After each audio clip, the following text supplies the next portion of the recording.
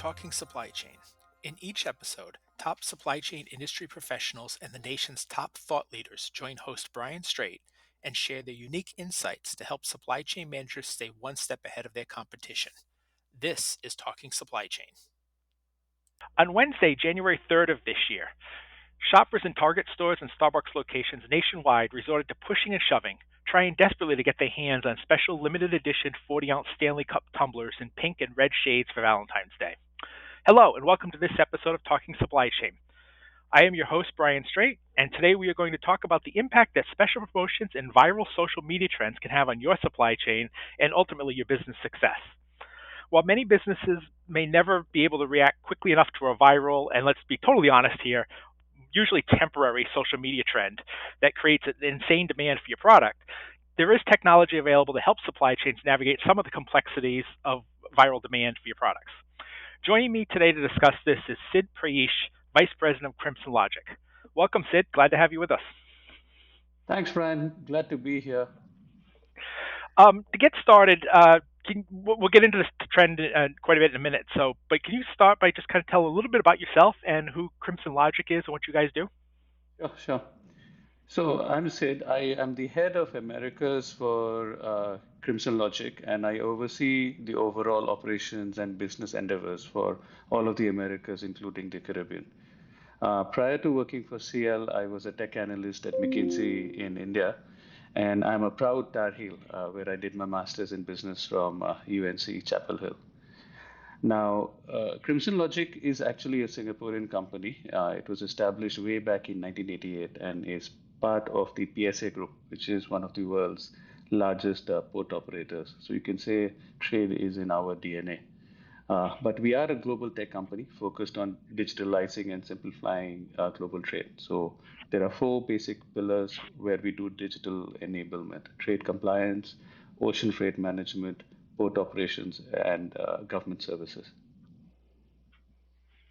Great. As I mentioned in the open, the Stanley Cup tumbler chaos was just kind of one of the more recent examples we've had of how social media can influence the supply chain. And if you guys were looking for social Stanley Cup tumblers, hopefully you got them, but many of you did not. So, Sid, can we kind of put this kind of in perspective a little bit here? And can you talk kind of some in general terms what the impact that social media's rise in recent years has actually had on the supply chain and how that's influenced what's happening in the supply chain? No, I mean, just like the Stanley Cup chaos, we have seen products that have gained rapid popularity because of sudden surging on the social media, notably on TikTok. You had the pink stuff, cleaning paste, the feta cheese recipe. Both of them flew off the shelves, especially the pink stuff, which sold Yeah. out repeatedly across the states. What we are seeing here is actually the continued rise of social media, and it's getting stronger and stronger. Now, everyday folks will create influence. I mean, this was something which was reserved only for celebrities and established commentators in the past. Why? I mean, perhaps they are considered more relatable, and these influencers are now in a position to set trends. The likes and shares on social media cause ripple effects. It amplifies the product awareness and places them front and center, accelerating purchase decisions, and essentially spreads like wildfire. It also, social media exerts a strong and growing influence on consumer behavior, because of, and it's very much amplified with the things like, the shop now call to action buttons on social media platforms that push customers to purchase things that, frankly, they do not necessarily need or want before this thing surges. But as all these demand surges and the volatility comes out, this exerts a lot of sudden pressure on the supply chain, which it then has to scramble and try to fulfill this deluge of orders coming its way. Yeah. So social media interest in a product, it's a double-edged sword in many ways, right? And I've seen different sessions at conferences on this. On one hand, hey, my product is going viral on social media, and I've got the potential of reaching thousands of new customers and sending my revenue is skyrocketing, right? On the other hand, you might not have enough product to do that. Mhm. So the risk that you run is when that happens is that now you've got a bunch of angry customers or potential would have been potential customers, right, who can't get your product, and the bad publicity that suddenly hits social media for your company can be devastating in some cases. Whichever case it is, whether it's good or bad for your company, the supply chain ends up playing a critical role in this. So I guess any misstep that can happen can derail the product getting to the customer if you have it, even if you have it on hand when it goes viral. So can you kind of talk a little bit about some of the downstream impacts in the supply chain and some of the risks that a supply chain faces when a product goes viral and the sales department says, "Hey, we've got all these products, get those out the door right now." Yeah. Now, as a technology company, really our role is limited to the digital enablement of our customers who are at, different parts of the supply chain. Yep. From our vantage point of view, the ideal scenario will be about seamless collaboration across supply chain players and an ability to scale operations. What happens is when you have these sudden spikes in demand, there is obviously operational overload. And this leads to potentially delays. You could rush the order through, compromising on the product quality or the uh, pack the wrong orders. And in the end, what happens is customers become unhappy and the brand credibility is compromised. You could also have a case where, because of the influx of sudden demand, manufacturers attempt to produce quicker in order to fulfill the sky high demand, and they pay me more for expedited shipping of raw materials or to bring them quickly to shore. And this actually eats into their own business profits, or worst case, if they have enough leverage, pass some of these costs on to their supply chain partners or end customers, who in then will be quite unhappy. And these missteps that you talk about mostly will happen if the supply chain itself isn't scalable. Your supply chain partners that you have do not have the bandwidth to scale on demand, and this leads to the loss of these revenue opportunities.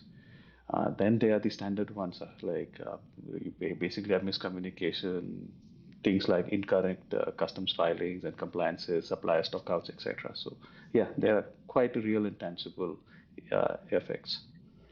Yeah, and I think you just touched on something. I want to follow up on that with this next question anyway, and that is the scalability of the supply chain. So, as all of us know, and anybody who makes a product knows that there are a lot of different touch points to that product, from the sourcing of the materials to the end delivery, right, and all the steps in between.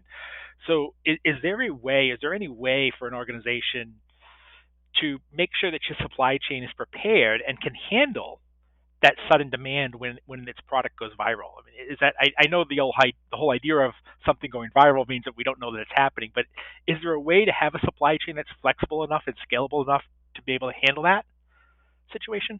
Yeah, yeah.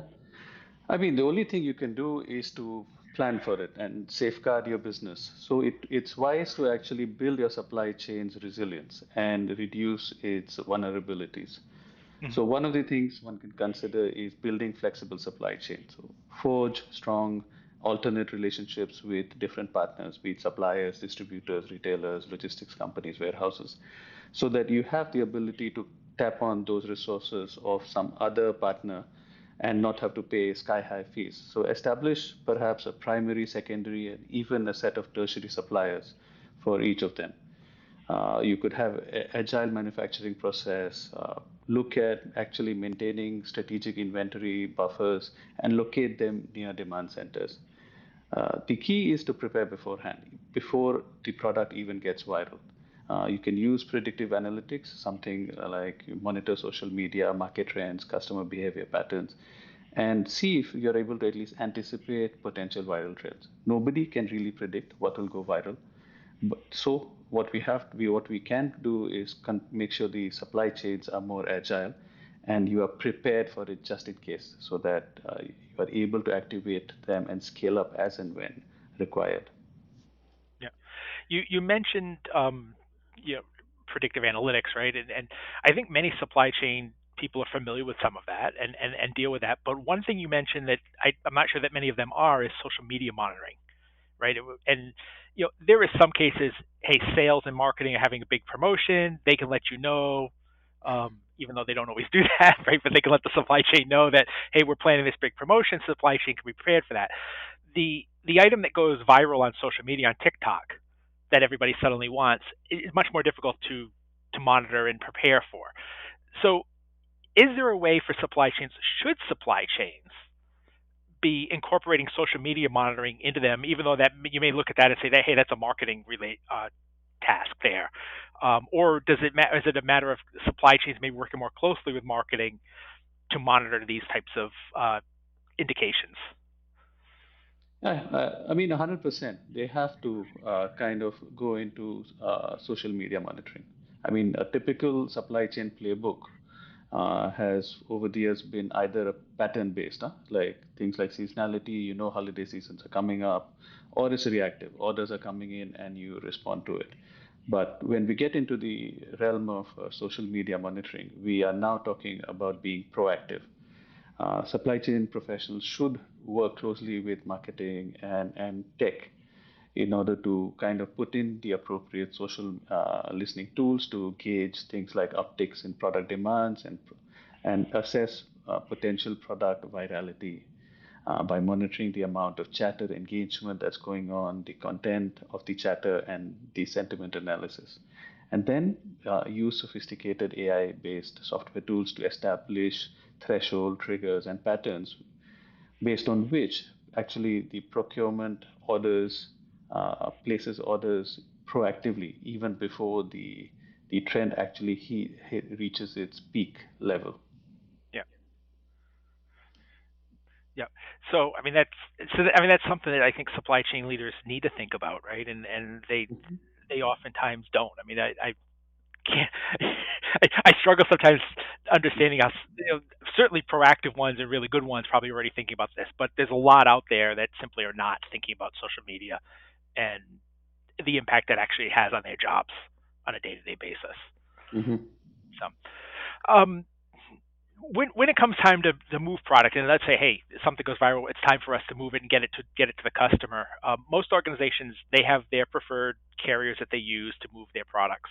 Oftentimes they use routing guides, and it dictates how things move, whether that's on land, across the ocean, through the air, etc. But in all of these different modes, we're seeing more disruptions in recent years, right? Canal blockages, geopolitical winds, shifting trade considerations, extreme weather events, the Red Sea, right, and the war in Russia and Ukraine, and the Israel Hamas situation these days. So that's led some companies to rethink the just-in-time inventory management that they've always used. So I kind of got two questions around this and how it kind of relates to what we're talking about here. And one is, do we need to shift from a just-in-time environment to a just-in-case environment, which I know some businesses are, but others are not? And secondly, if we do that, is that a way that might be able to help us with a sudden demand surge from a viral product, a viral social media trend, for instance? Yeah. Yeah, Brian, you're quite right about the in the past the preference that organizations have had to move their products as they've been accustomed to over the years and have in fact perfected over the years. All these disruptions that you've mentioned are definitely putting a strain on the business as usual practice. Some of which is actually leading to new opportunities for us, where we are actually co-creating and developing multimodal solutions that are more flexible in anticipation of these kind of disruptions. Now, when we compare just in time against just in case, I mean, we do need to consider a few things. Just in time inventory actually means lean. Products and goods are received as from suppliers only and when they are needed. And usually it reduces overall cost from a product and holding point of view. Negative Yep. is that you are very dependent on the supply chain working the way you are accustomed to, which is not the case sometimes these days. But when you talk about just in case, now you're beginning to stockpile and keep large inventories on hand, which will allow you to respond quickly to sudden spikes. But you do have the need for more storage space, high inventory costs, and the right strategy to pick on will really depend on predictability of demand, which, as you know, in the viral case, is not really there. All you know is that Right. something will go viral once in a while, and the cost implications and risk tolerance that the company may have. So, I mean, I would suggest ultimately one should try to strike a balance between two, maybe go in for a hybrid strategy. So keep a Yeah. strategic inventory, but probably still not give up completely on just in time.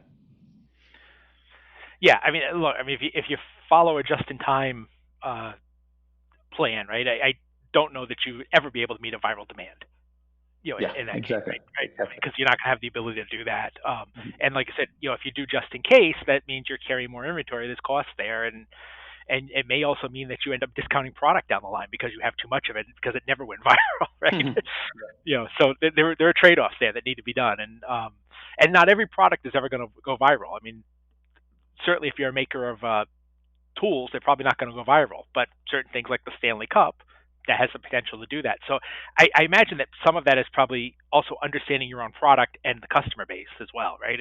And whether that product is that product something that actually is seen on social media periodically. And I think that goes back to the earlier question, right? In monitoring social media and bringing that in as well there. Mhm. So, what about we've seen a lot of supply chains since COVID talk about resiliency, and part of that is developing alternative sourcing approaches. So when you have a product and you're making a product, you may have a really good supplier, right? But if you think there's ever a possibility that product may go viral, the demand may suddenly spike. Is would it be a good idea? Is it a good approach, perhaps, to make sure that you have multiple suppliers? For whether it's your raw material or the product itself.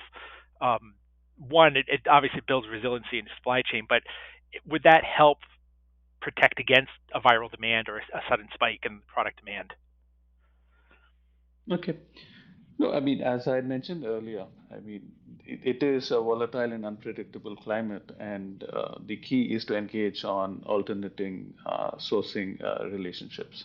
And where it helps is, I mean, we've seen a lot of the larger companies that are leveraging things like, I mean, I call it the 4-3-2-1. So we basically have one large primary supplier that has 40% of your orders, and then the next two to three probably has the next 30% of your volume, and then you kind of split the remaining on a lot of the other smaller set of suppliers you have. And then you just toggle between all of them in order to build a resiliency, uh, but not at the cost of too much increase in price. But I mean, what you have to do is just make sure that you're placing enough orders to keep all of them, your primary, secondary, tertiary suppliers, invested and interested in doing more business with you. And this is helpful in times when you have the primary suppliers having a stock out, or they will not be able to meet the orders. That allows the company to actually toggle gears and switch with somewhat limited cost implications. Yeah. And I think that's a good segue to shift into the technology component of all this, right? And that's kind of what you guys get into and what you do. So when you source from multiple locations, by nature, I think that leads to the potential for the cost of goods to increase, right? Because you're probably not going to get that same pricing from a supplier if you're not Mhm. buying as much from any one supplier, right? Because you're spreading that out. So again, that's another one of the trade-offs that you have to consider. So when companies consider perhaps sourcing from multiple locations, which builds in again the resiliency and some of the stuff we've talked about, how do they what kind of technology might be available for them to help do that? Because there may be areas you can pull some cost out as well, right? So is there technology available that can help them maybe reduce costs in other areas or in the overall process that's out there? Yeah, yeah. I mean, we can split it into different buckets. So technology can help reduce the overall cost of goods. You can leverage inventory managed softwares that are AI based, which will alert manufacturers when a raw material inventory is, say, running low, and promptly just reach out to the suppliers with the required quantity that needs to be delivered by a certain date. Otherwise, activate your secondary suppliers, tertiary suppliers. You can leverage demand forecasting, then use tools that help with the compliance. So, like customs and the other government agencies, freight booking platforms. All these can actually help reduce the time taken, and there is a time cost of everything, right? So it Yep. actually reduce the overall costs for transportation, storage, manpower, and all of these can then be passed back to the business, who will then pass these back to consumers. Yep. So it's out there. I mean, the answer exists. Yes, Right? yes, It's very just a much matter of so. implementing it. So, um, sticking with technology, you can't. I think it's a rule today is that you cannot have a supply chain discussion without asking a question about artificial intelligence, right?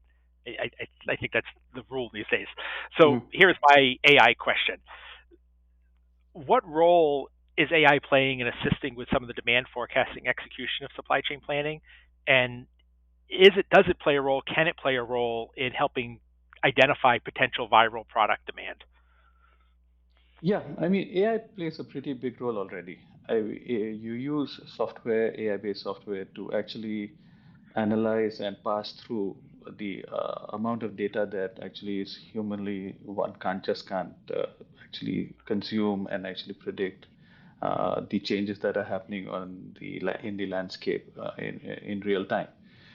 So AI actually thoroughly analyzes the changes that are coming up for a particular product, as well as look at the past trends, and then actually be able to forecast future trends. I mean, we use technologies such as machine learning, natural language processing, statistical modeling of market trends, social media mentions, as well as other micro as well as macro economic indicators. So on the demand side, AI is used to have social listening tools that facilitate the prediction of trends and therefore demand for manufacturers, distributors, retailers. And basically, what happens is aggregated, this provides very powerful, actionable insights that guide short as well as long-term decisions, and helps kind of give companies an informed uh, information on the optimum quantum of inventory to increase, the production schedules to put in, what to prioritize, which products, as well as potentially where are the untapped sales opportunities. On the supply side, freight forwarders already use AI-based tools for route optimization in order to find the quickest and most cost-effective way to actually get goods from point A to point B, manage the transportation fleets. Warehouses use it along with IoT sensors for real-time tracking of stock keeping and inventory levels. And then, I mean, basically, we play in this space as well, freight booking platforms where we provide visibility to manufacturers, distributors, freight forwarders, so that they know the cost and time required to ship goods via which route, be it ship, sea, air, or land, or in fact, multimodal, empowering them to make decisions that are most aligned with their business objectives. Yep. So a lot of opportunities out there um, Yes. for this right now.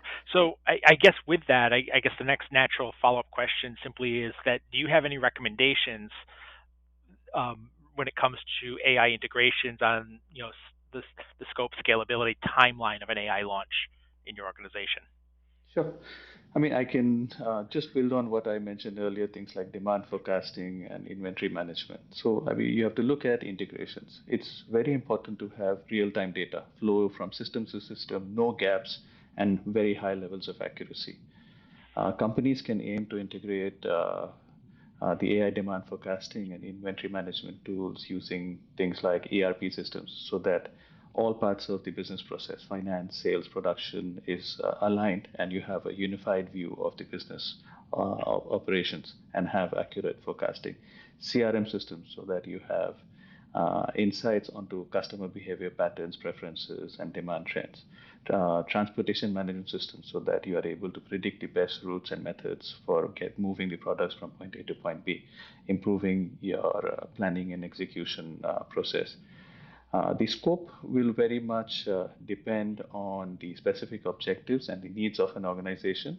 But where AI really helps is scalability. I mean, AI powered solutions can easily scale to accommodate growing data volumes, increase complexity, as well as they are available on demand. You have cloud-based AI platforms that offer the scalability I mentioned, along with very flexible pricing models, translating to fast turnaround time, cost management for companies. They don't have huge capex needs upfront, and they are still able to leverage the inbuilt capabilities of these platforms.